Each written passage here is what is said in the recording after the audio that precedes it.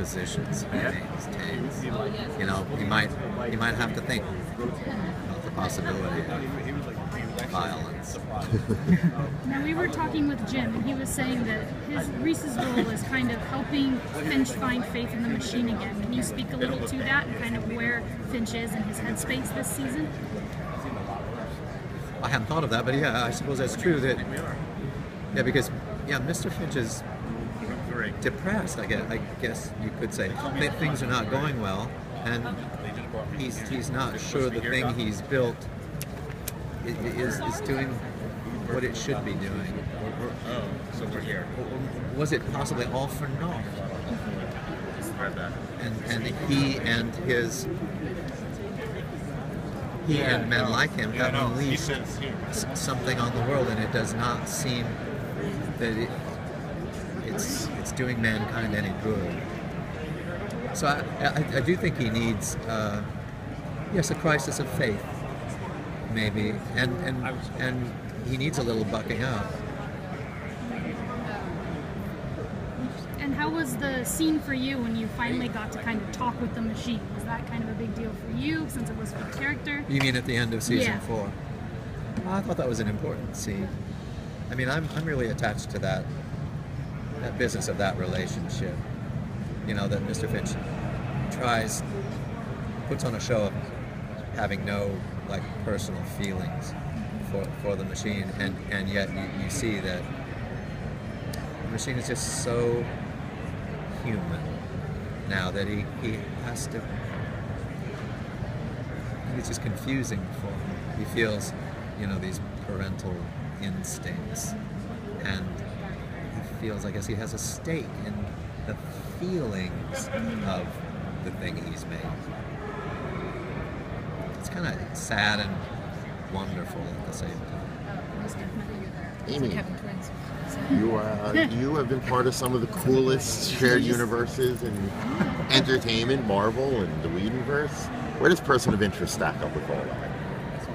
I think I really loved being a part of this, and I think when I started the show, I had no idea that this is where it was gonna go. But the writers that we have with Jonah and Greg, I feel like they're the same as they get this great group of people together the way that Joss did.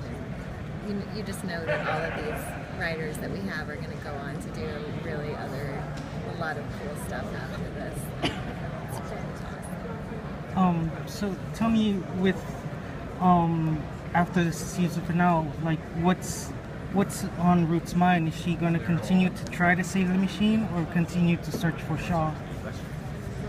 I kind of feel like at the end of season 4, when we had to sort of make a decision of what was next, and that I'm never going to stop looking for Shaw, but I know that if the machine isn't back up and running, that there's no hope for finding her, and no reason. It's kind of like our world is over if we can't get the machine back up and running or at least stop Samaritan.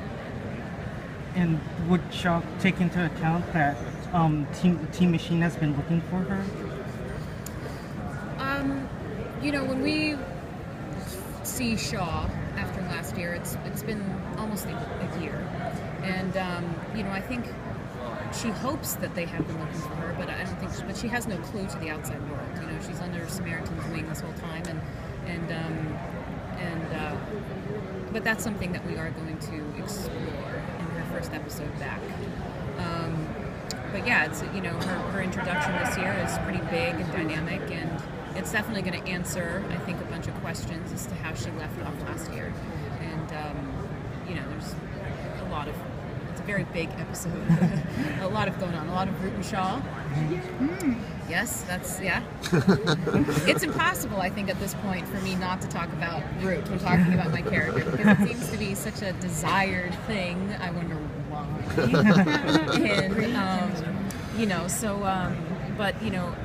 And this kind of seems to be this theme that I keep talking about today, and I'm more than happy to have discovered this, is that